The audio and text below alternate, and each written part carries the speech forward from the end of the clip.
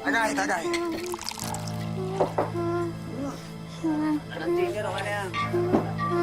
Uy,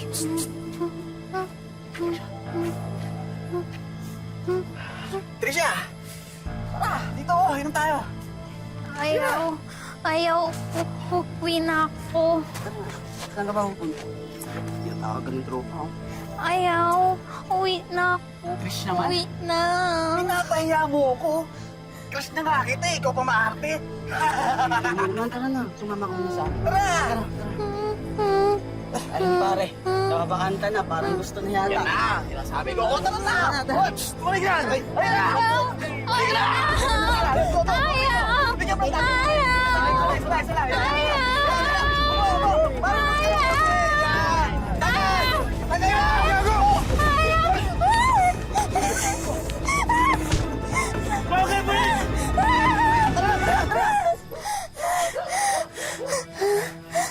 Ayos ka lang?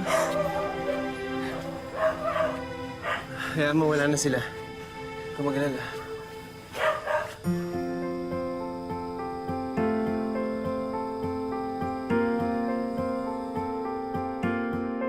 Tampok po namin ngayon ang kwento ni Trisha.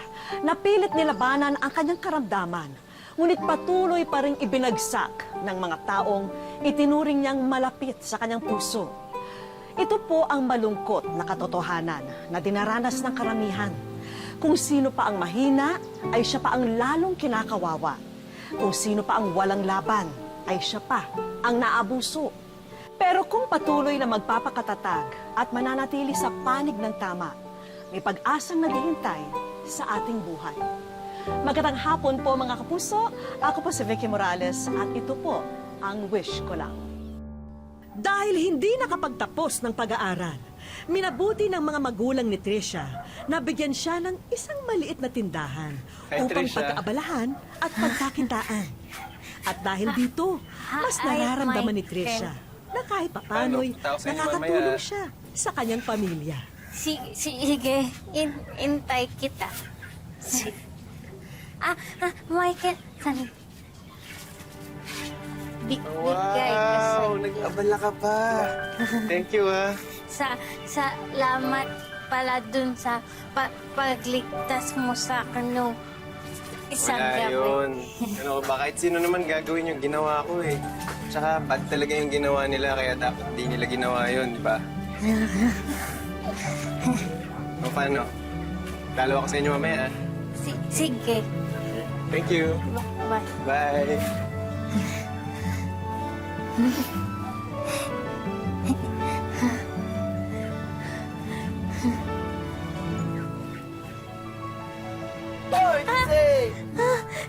Nico, ano ka ba?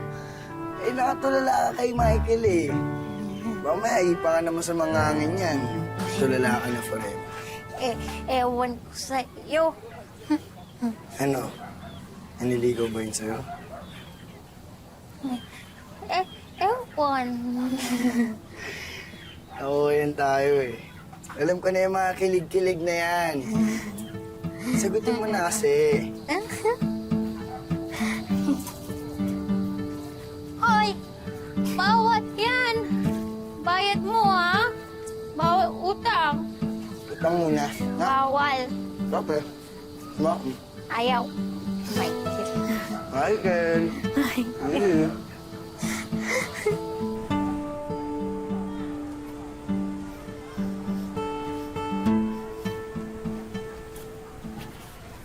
Saan ka pupunta? Nanay, sala. Sa sala lang? Nagpalit ka pa ng damit? Nanay, in love Trisha.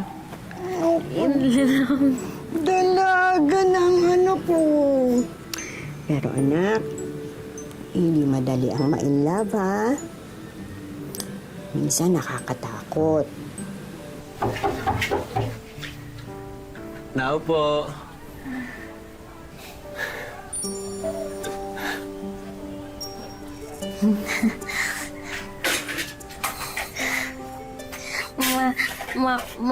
Masaya ako. ako. Talaga? Ako rin eh. Alam mo, Trisha, simula na makita kita, binago mo yung mundo ko eh. Hindi na ito umiikot sa araw. Sa'yo na. Michael, masaya ka? Oo, sobrang saya. Sana nga, laging ganito eh.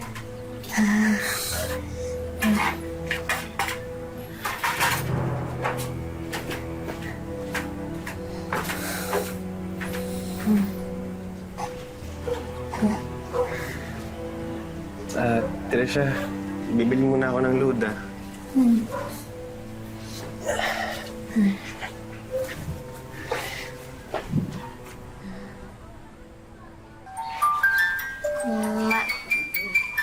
Michael.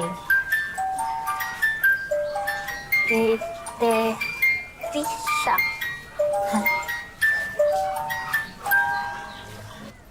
Pautang! Pautang naman ako. Bawal utang. Yabang mo naman. Sige na, isang gin lang. Sige na. Bayad mo ah. Oo na, sige na. Para ka namang others. Bayad mo ah. Oo na. Ganda lang ngiti ah. Ano yan? Ligot mo na ba siya? Sagot? Oo. Dapat sinasagot mo na siya para maging kayo na. Bali, pag tinanong ka niya, ito tagod lang. Pag tinanong ka niya, Trisha, mahal mo ba ako? Ang sagot mo naman, Oo. Mahal. Michael, mahal kita.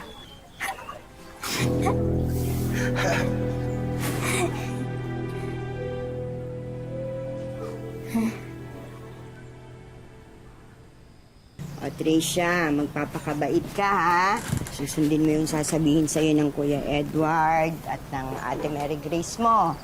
Apo, nanay. Huwag pasaway. Apo, di pasaway.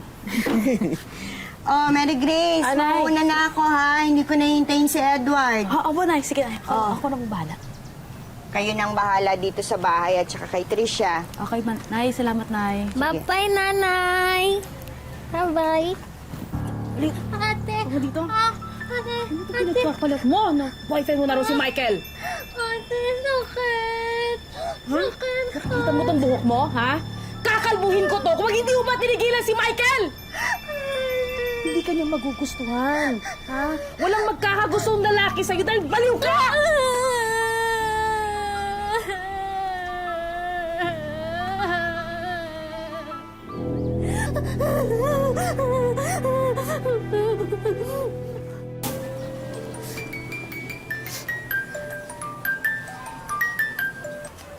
oh, bakit ka ba umiyak dyan?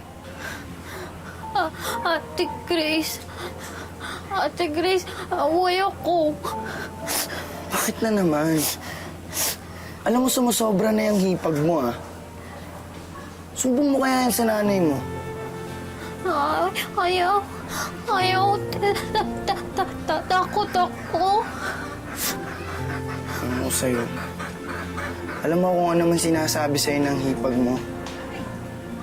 Huwag kang maniniwala kasi hindi yun totoo. Okay?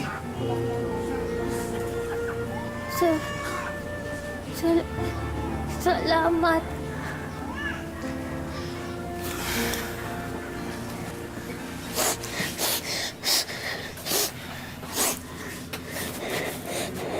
Tana. Tana.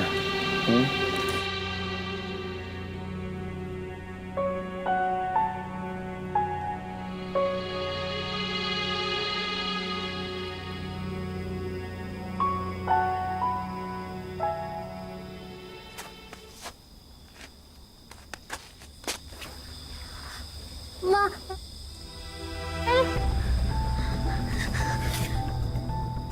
Agad isinumbong ni Tricia sa kapatid niyang si Edward ang kanyang nasaksihan. Hindi nga totoo yun! Paniniwalaan mo yung kapatid mo! Ano, Grace? Mukha magsisinungaling yan? Bakit magsasalita ako lang nakita? Ewan ko, Edward! Ewan ko! Baka may galit yan sa akin! Teresa, totoo ba talaga yung sinasabi mo? Siya, ate, kiss Michael. Kiss Michael. Grace, ano ba? Ano ba naman ako? Sisiraan mo pa ako sa asawa ko? Ikaw nga. Tanga. Teresa! Tama na! Doon ka sa tindahan! Sinabi lang doon ka muna sa tindahan eh! Nasabog yung ulo ko sa inyong dalawa! Buwisit na buhay to! Buwisit!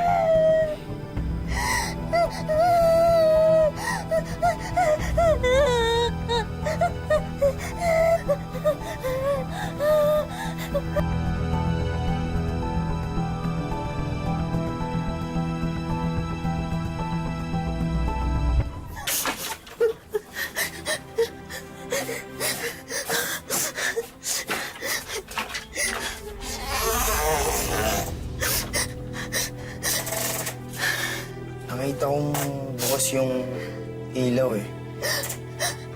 At nandito ka. Kita ko. Grace, kiss Michael.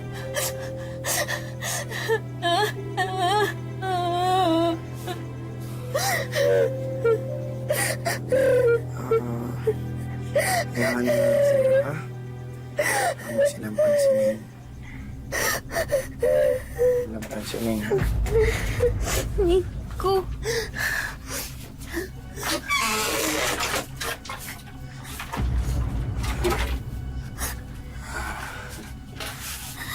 Hayaan mo na sila, ha? Hindi natin sila bati. Nico. Nico. Dito na lang ako, ha? Nico.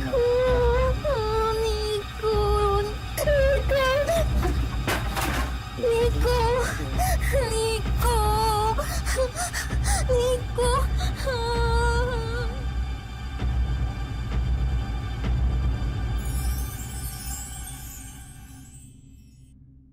Wish ko lang. Kahit hindi lubos maunawaan, ay tila gumuho ang mundo ni Tricia sa ginawang pangahalay sa kanya ni Nico na itinuring na niyang kaibigan. Hindi agad nakapagsumbong ang dalaga sa kanyang ina at kapatid dahil na rin sa takot sa banta na baka mapahamak ang mga mahal niya sa buhay.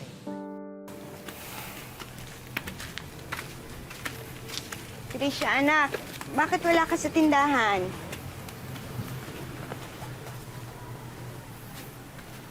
Masama bang pakiramdam mo?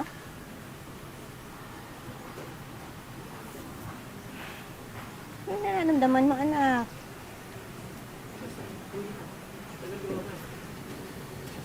Nay, nung isang araw pa ho ganyan yan. Hindi nagbubukas ng tindahan, hindi rin naman nakikipag-usap. Nak? Edward, ano ba nangyayari dito sa kapatid mo? Bakit hindi mo alam?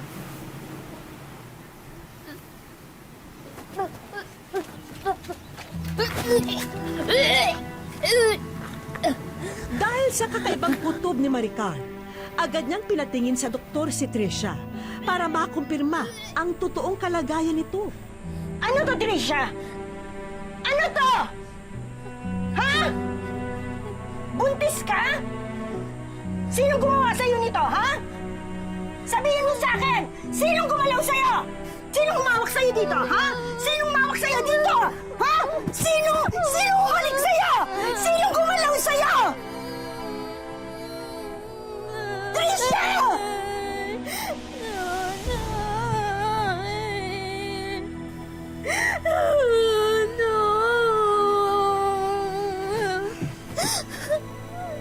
Si Michael ba?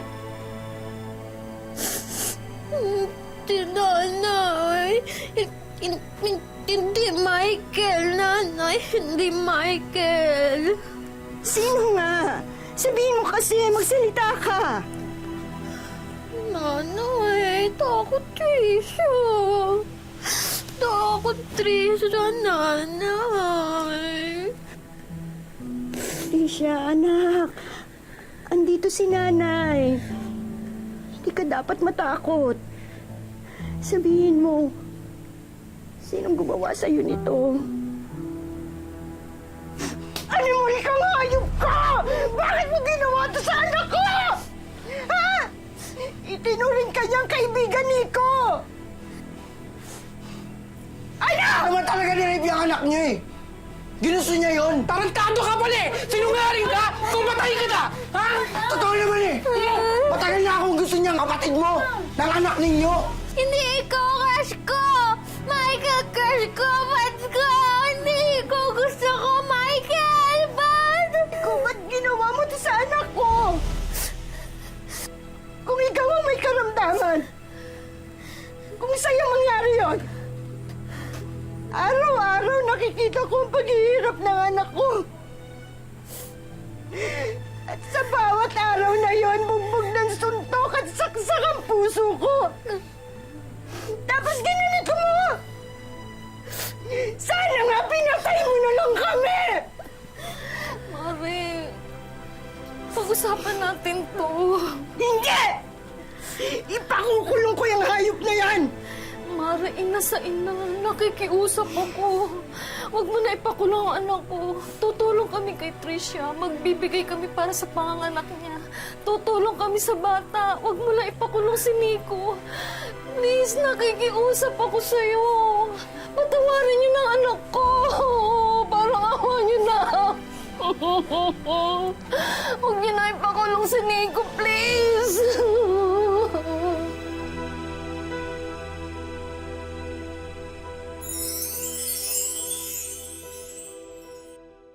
Wish ko lang.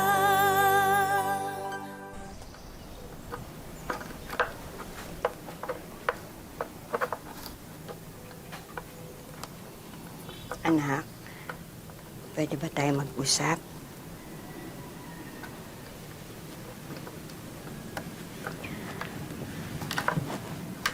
Anak, papayag ka ba kung hindi na natin ipakukulong si Nico?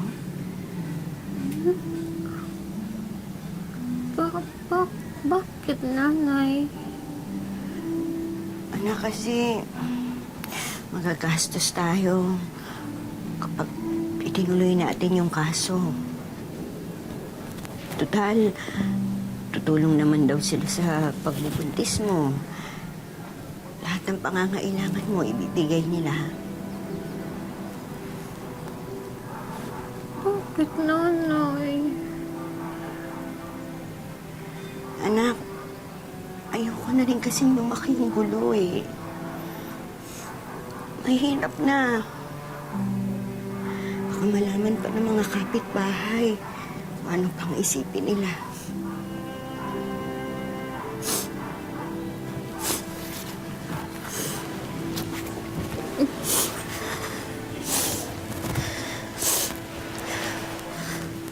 Dahil pa, nanay, baka hindi sila maniwala sa akin. Hindi ganun, anak. Dahil nanay, ganito lang ako. Dahil ako lang to.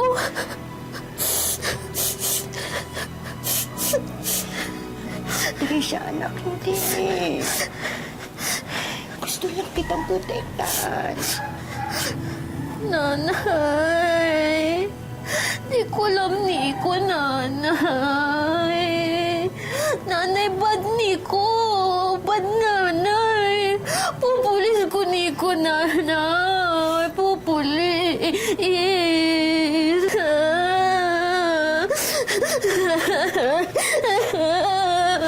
Trisha!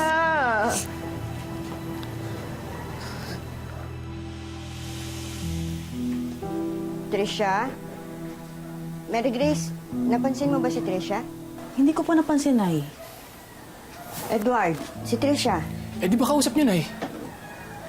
Lumabas nga eh. Saan naman kayo nagpunta yun?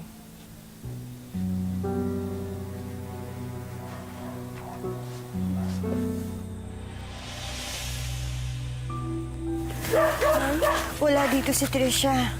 Ay, Grace, mabuti pa maghiwa-hiwalay tayo. Sige, sige, dito ako. Sige na. Ingat ka, Nay. Susunod.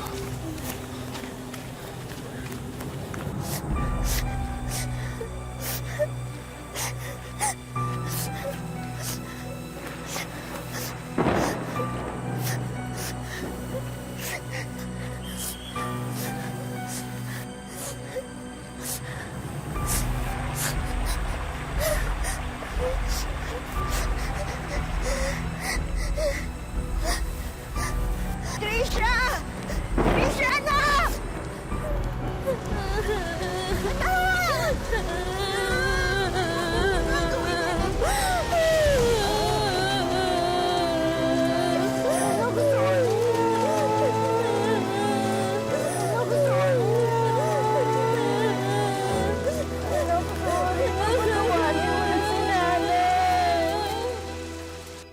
Dahil sa ginawa ni Trisha, nabuksan ang isip ng kanyang ina na ituloy ang kaso laban kay Nico. Dahil din dito ay napagtanto nilang may boses din si Trisha na dapat nilang pakinggan at may karapatan na dapat nilang pangalagaan. Bakit ba ako inuuli nyo? Wala naman ako kasalanan eh. Sir, teka lang. Wala naman ako ginagawang masama, sir. Wala akong Trisha. Ano ba to? Sabihin mo sa kanilang wala akong kasalanan. Trisha, ano ba? Sir, bitawan niyo ako. Sir, di ba bati tayo, di ba? Trisha, bati tayo, di ba? Bitawan niyo ako, sir. Wala akong kasalanan. Trisha, di ba bati tayo, di ba? Wala akong kasalanan, Trisha.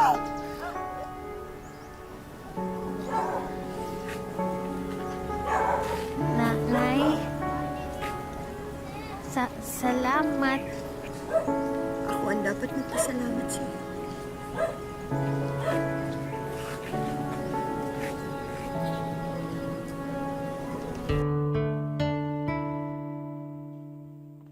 Bumilang na ng 16 na taon mula noong danasin ni Trisha ang pinakamadilim na bahagi ng kanyang buhay. At bagamat isang kalbaryong pasan-pasan ni Trisha ang angking kapansanan, hindi niya hinayaang maging hadlang ito para buhayin ang kanyang ina at nag-iisang anak. Tuluyan na ring nabulag ang ina ni Trisha dahil sa katarata. Kaya lahat ng gawain sa loob ng kanilang tahanan, kargo na rin ng ulirang ina. Lahat ng gawin sa normal na tao na kaya kong gawin. Saan ka kumukuha ng pang-araw-araw na kakainin niyo? Tindahan. Maliit na tindahan. Nakasalampak na nga sa labis na kahirapan si Trisha. Patuloy pa rin nakabuntot sa kanya ang mga taong ginagawang katatawanan ang kanyang kalagayan.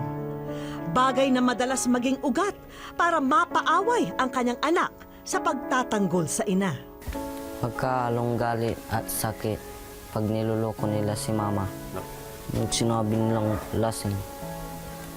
Tapos nagsuntukan kami. Dagdag pa sa nagpapahirap sa mag-iina ang problemang pinansyal. Sa katunayan, nahinto na sa pag-aaral ang kanyang uniko iho, bagay na labis na ikinalulungkot ni Trisha. Ang gusto ko makapag-aral kasi ayaw ko matuwa siya sa akin. Sa ngayon, tanging ang maliit at malungkot na tindahang ito ang inaasahan nilang pamilya. Yung tindahan yung sa aming mag-ina, mahal ko ang tindahan.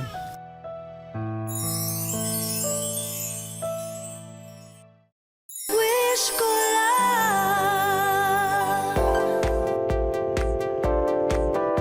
Isang malaking gift box ang namataan ng mga taga-Kalasyaw, Pangasinan na paikot-ikot sa kanilang bayan.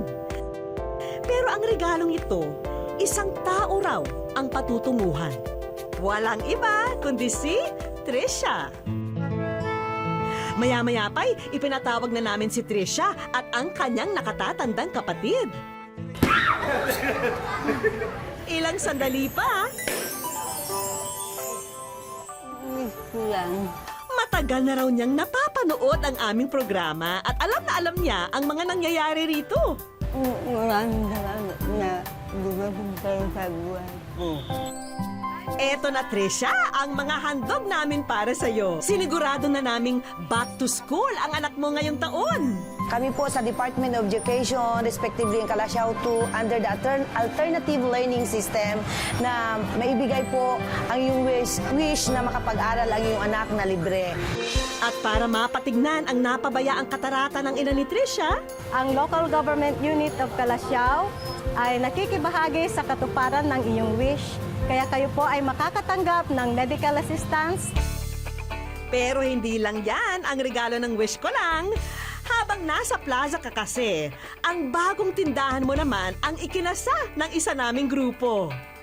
Kaya naman ang malungkot mong tindahan, eto't punong-puno na ng buhay. At syempre, ng mga paninda. Kinakapos man sa mga salita, sapat na ang mga ngiti ni Trisha para malaman naming labis namin siyang napasaya nung araw na yon. Dati, walang lang sa tindahan. Ngayon, wala. At may bonus pa yang puhunan mula sa isa pa nating kaibigan. Ang Dole po ay tutulong din po para mapalago itong store po ninyo. So magbibigay din po kami ng dagdag na kapital. Para na rin walang mintis ang mga bibilhing gamot para sa katarata ng ina ni Trisha, idagdag mo pa itong financial assistance mula sa amin. Aling Vicky, salamat. At isang bagong cellphone para naman sa iyong uniko iho. Sana pong marami kang matulungan. Mabuhay ang miss ko lang. Naway nakapulot po tayo ng aral sa kwento ni Trisha at maging inspirasyon ito upang mas tignan natin ng pantay ang ating kapwa. At kung sila'y may kahinaan, mas lalo dapat natin silang unawain, tulungan at kung maaari, punan ang kanilang mga pagkukulang. Maraming salamat po mga kapuso. Ako po muli si Vicky Morales at ito po ang wish ko lang.